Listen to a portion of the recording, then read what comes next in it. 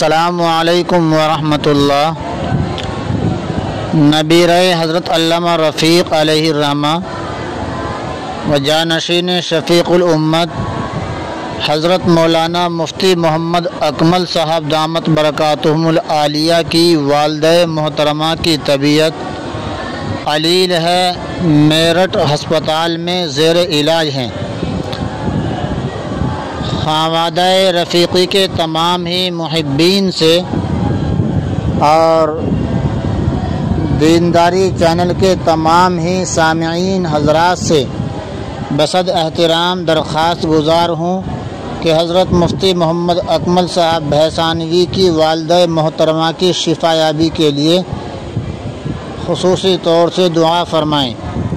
اللہ رب العزت مفتی صاحب کی والدہ کو مکمل شفائے کاملہ عاجلہ مستمرہ دائمہ نصیب فرمائے، آمین۔ السلام علیکم ورحمۃ اللہ۔